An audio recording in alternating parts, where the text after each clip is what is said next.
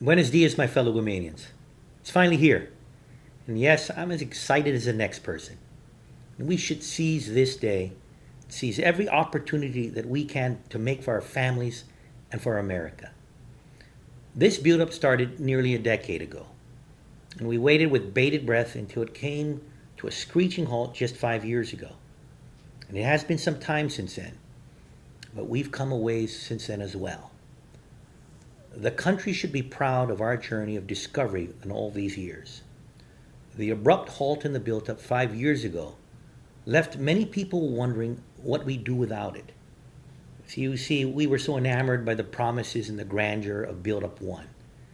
And when we had to face its slowdown, we also had to face the fact that our government pegged the future of this land on what the military planned. And we surrendered control of our posterity to someone else's plan.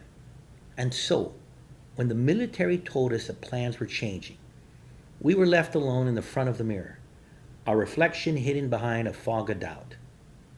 Now, 4 years ago, when I took my oath, I asked you to replace that doubt with confidence in Guam, in ourselves. It wasn't an easy journey, but we are here. The final environmental impact statement issued, official, and done. The military buildup is happening, and we are in its advent. But we are a different Guam from the territory that we were when we awaited Buildup 1. We didn't wait for that buildup. We fortified our government. We fixed our financial house while the nation's woes continued. And we built our industries. We created jobs. We increased wages. We went to work and built an economy that is growing stronger by the day. And we held ourselves to account for our society. And we built a community more resilient to adversity. And we've done well for ourselves without the buildup. And we'll do better with it. But it will be a mistake if we trade in our self-confidence for a few pennies of progress. Don't let any Guamanian fall for the myth that our voice and our contribution doesn't matter. Now, these past 5 years, all of us, we proved wrong all those who ridiculed Guam.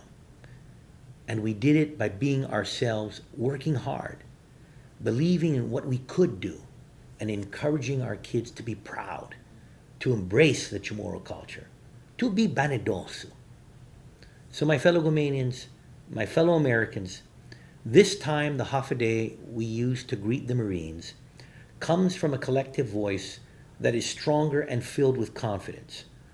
Our welcome to them comes from a place of sincerity and spirit of inafamalik, and not from the motivation that we need the economic benefits that the military brings.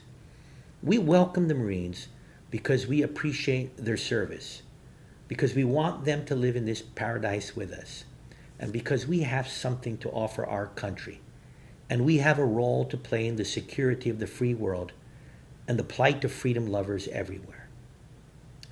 Even the largest buildup of the mightiest military in the world should never deter our agenda.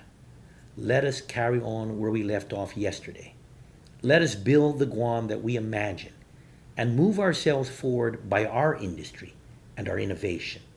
So have a beautiful week in paradise, my dear people. God bless you always.